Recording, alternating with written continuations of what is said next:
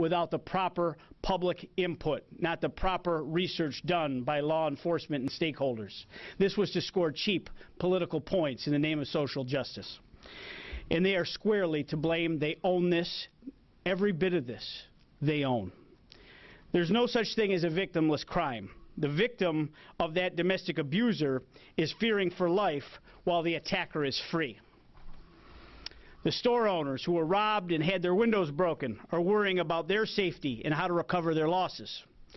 Our Jewish New Yorkers who are living in fear and afraid to be in public representing their faith.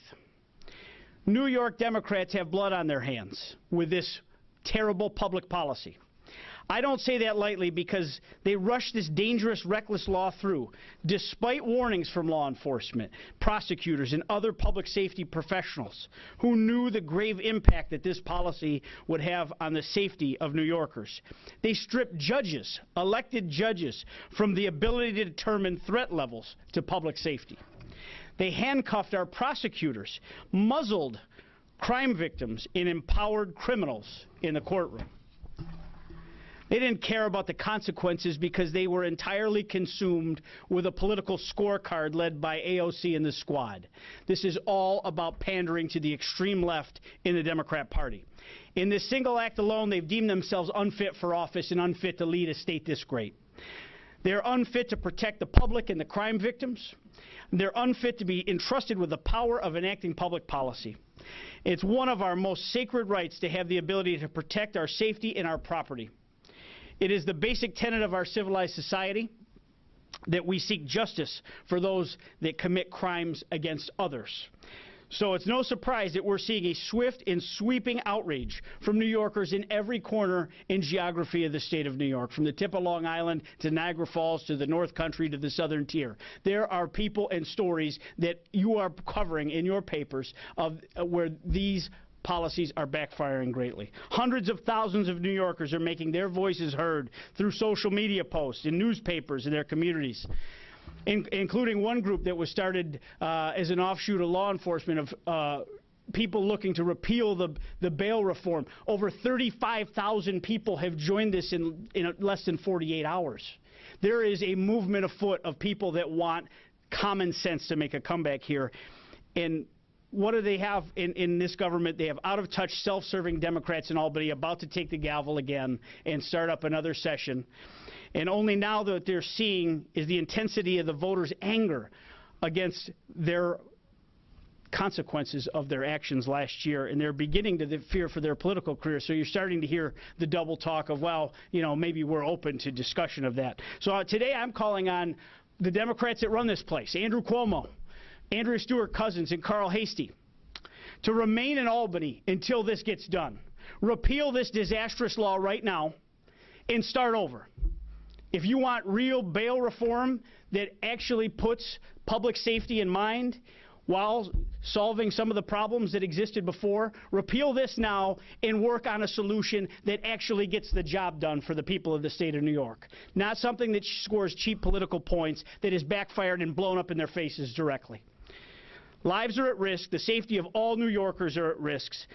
We pay too much to be unsafe in this state. They created this mess, and they need to fix it now, this week. Let's get the job done. So I'll take any questions you have. How would you propose changing it? Would you just add certain crimes back to the list of bailable offenses? Would you make all misdemeanors back to being subject to bail? First and foremost, judicial discretion. You know, judges have been handcuffed by this. Prosecutors have been handcuffed by this. I mean, I started to hear the drumbeats of the anger that was out there when I was traveling around the state in the latter parts of the last election. And when I'd run into a sheriff or a DA, they would say, "You have no idea what this is going to do to my office. I have no ability to, you know, follow my oath and to really protect and serve here." If we started over and we just went back to square one temporarily while they actually put partisanship aside, put experts in the room, and let's have a bail reform that makes sense for all 62 counties of the state of New York. I mean, a fourth-time bank robber shouldn't just run off into the street to go rob another bank on another street. I mean, this is just common sense. That has been robbed of prosecutors and law enforcement in this process. So I think first and foremost, you start with judicial discretion, putting that back in the process, and narrowing what is a bail-free scenario. I mean, yes, were there things that should have been fixed? Of course there were. Of course there were. I mean, no criminal justice system is perfect, but this is far, far from perfect. This is fatally flawed. And I hear that the governor today said this is a work in progress. No, this is a failure in progress. This is an epic failure in progress right now. You're seeing it play out day by day, and if you called the sheriff's departments or the district attorney's offices in any of the 62 counties of the state of New York, they'll tell you the same thing. Any other questions? Why didn't we see this level of outrage when they were talking about the budget, you know, where... I wasn't chairman yet, so I can't speak to that. So I didn't become chairman until July 1st. But this is why we have to change the way this place runs. We deserve better as people of the state of New York. Something of this magnitude, getting crammed in a budget bill at the 11th hour, while, you know, it shouldn't be up to you guys to write a position paper for everyone, you know, to know what's going on here. I mean, these legislators need to go back to their districts and talk to their constituents and actually articulate what they're voting for and standing for. Instead, what press releases do you think we got the day after session ended, or the day after the budget got passed? It's probably, I got you this pork, I got you this money, I got this sidewalk fixed. No, it wasn't. All the criminals are basically going to get let out on January 1st. That press release didn't go out in the districts across the state of New York like all the pork projects did. So I think what we have here is it was slammed through with a bunch of other proposals. We have the opportunity, as it's now come online, and I think all the reviews are pretty clear, this is a failure. And this is not what the intended consequences were. So fix it, repeal it, let's go back to square one and rebuild it. And that is how a government should work, because they should do these things in open debate. You know, on an issue like this that's this strong, they should have a chamber full of people that are there to watch the deliberations, to listen, to take the input. Instead, it gets crammed through at 2 o'clock in the morning. It's not fair. It's not just, and the people that pay the bills in this godforsaken state deserve better from their government. Jesse? Democrats would say that 6 days is too short of a time to evaluate the efficacy of any law, not something as substantial as this. How do you respond to that? I would say that they should have listened to the same people that this would have affected before they actually put it in the bill. If 6 days is too short of a period of time, certainly 6 hours when they decided to cram it in the budget bill was far too short a time to consider something of this magnitude. Instead, they just took, you know, extreme liberal talking points to make this the most liberal bail reform program in the United States of America, just to score political points for this governor and the extremists that run, you know, both chambers. And then, I'm sorry, and then by extension, if you operate under the assumption that it would spread fear in the community, how do you respond to assertions that you're fear-mongering by bringing up cases like that? And that is a classic textbook response for people that don't want to talk about what's actually going on. I mean, these are real things. We didn't decide to let out the people that have actually committed crimes like this. I mean, it is beyond the realm of consciousness for most average folks that are out there just trying to live their lives when they read in the paper stories like I told you earlier. When they hear someone like that walks free. I mean, when you actually speak to someone, just go over to the closest Stewart's shop and grab a couple people and tell them the story about the bank robber, and see what kind of reaction you get out of people that aren't stakeholders in this Capitol building and this complex. I mean, just people out in the street that are paying the taxes here, and say, what do you think about a bank robber being let go with an appearance ticket? Does that make you feel safe when you go in to make your transactions at a bank? Is that the way government's supposed to function? I mean, if we're paying taxes this high, we ought to at least be safe. Should Brian Gold have been released? Well, that's first and foremost. He is a first-time offender, from what I understand, and he did not have to post bail. I believe that would have been an offense that would have offered him the opportunity for bail had it still been on the books at that point, which I'm sure he would have posted bail. Could you comment on the change in assembly leadership?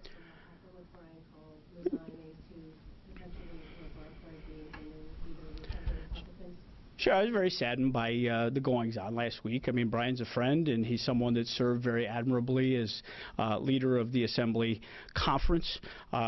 He's certainly paying a tremendous price for his mistake, and he's going to, go through the legal process. I think he has made a decision that is the right one to step aside as leader, to allow a new leader to be elected so that he is not the distraction as the new session begins. I think that's a selfless act on his behalf, but he understands he's made a mistake. He seems very remorseful in that, and it's an unfortunate situation, from top to bottom, because I think Brian was a very good leader for the Assembly minority, but he has put the conference first, the party first, and stepped aside from that leadership post so that his actions and his going through the legal system here will not be a distraction on all the Republican Assembly members going forward. So, in terms of specific, elections, I do not have a vote in the conference. Will Barkley is a very good friend. I hear he's done quite well in his vote counting. I would look very much forward to working with him if the members elect him tomorrow. But I just stress that I, as party chairman, don't pick the leader positions within that. But Will is someone that's been a friend for over a decade, someone that I've known and admired, and would look forward to working with him in that capacity. What other issues will be a priority for you this session? Well, I mean, I can't wait to see the sort of circus that surrounds a $6.1 billion deficit. This is all being blamed on Medicaid. I mean, I think we have a government that spends too much money, certainly. Medicaid, as I think I've articulated a few times in press conferences like this, we spend more in this state than Texas and Florida combined, which, have over double our population. That is a problem, but, the governor is now trying to nip and tuck pieces of that. But you have a group of people that run this legislature that, I can't wait to hear their proposals, the big spending ideas. I mean, I just think of the one highlight that the governor comes forward with, high-speed rail. We need that like a punch in the face in this state. The best I saw was a social media graphic saying, oh, we can spend $3 billion so we can get from Buffalo to New York City in 6 hours, or you can buy a $150 flight on JetBlue and get there in an hour and 10 minutes. I mean, I use the transportation systems in this state more than almost anybody, and the airplanes work just fine, especially as you're going from Buffalo to New York. So, but they're addicted to spending money. They have, I'm sure, programs that are going to be rolled out here, and we're at a time that should be an economic boom. Other states are posting nice surpluses, yet New York somehow finds itself in a deficit. So the 100% liberal Democrat governance of this state is coming home to roost, and they own this. So I cannot wait to hear what sort of big spending proposals are going to be in this state of the state, what the different conference leaders are going to put forward. But, we will, in concert with the Assembly and Senate, be, talking about, key legislative priorities. And I'm going to let them kind of roll some of that out on their own timelines. But we need common sense to make a comeback in this state. I mean, this isn't about achieving some, right-wing agenda that I would love to do in a perfect world. This is about just getting back to square one and not spending more than you take in, and having a government that you can actually afford, not, this utopian dream that is chasing people out of this state. I mean, let's talk about out-migration. That is the #1 crisis that faces New York. I mean, losing our citizens at rapid fire. We are at the top of the list again with over 70,000 that have left the state. That's a big problem, especially as we look at census and reapportionment. So we are currently slated to lose 1 seat by the projections there in the Congress, which is no state, I believe no state loses 2 under the current projections, but those projections, as they did 10 years ago, could change. And we're only 60,000 people lost under the threshold to lose a 2nd seat on those projections. Once you get into actual count, things can get a lot more dicey. Loss of federal representation is loss of funding. And, you know, how long can we exist as a high-tax state that people are fleeing? If they don't feel safe in the state, are they going to continue to stay, pay high taxes, or are they going to find greener pastures to move to? A lot of people aren't you know, stuck here. Like, you know, and I wouldn't consider myself stuck here. I love New York. I love the lifestyle that, you know, we have here, and we spend a fortune to educate our children in world-class institutions, and, you know, elementary and high school, and then a world-class SUNY system that we spend a fortune on, and then we export the kids and we send them other places to have successful lives elsewhere, and that's what's wrong with this state. And until we get serious about changing our fortunes, everything's going to be the same. We spend more money, you know, we just presume everyone will pay more taxes, as Carl Hastie, his first instinct when they said there was a deficit was raise revenues, raise taxes. That's going to drive more people away. You're going to drive job creators away, and they're going to create jobs somewhere else for our kids to go work at. And that's a shame. I mean, it's a sad upstate narrative that's now becoming the sad New York State narrative that all of us have to live with. Last session, the Democrats could push through a bunch of progressive priorities really quickly in a session. Is that something you foresee again this January? Well, I think, you know, as we talk about the deficit, I think they have to use a little caution if they have any sense about them. They were so drunk with power last time, it was just ram it down everybody's throat before anyone was paying attention. That was the first measure. You know, whether it was election reform, you know, moving the primary system, moving, you know, it's creating early voting, all of these things that were there. Right off the bat, you know, the 9-month abortion legalization, all those things. But time will tell. You know, their demeanor seems to be a little more measured because they actually are responsible for governance. They wear all of this, and they will be held accountable to that in the voters in November. So that is something that we're going to watch every step of the way. You know, I'll be out in the districts of those people and pointing these votes out this year. I mean, there's you know, we are done, you know, laying down and taking it, and we are going to fight back with authority in this state as Republicans. Any questions? Thanks, everybody.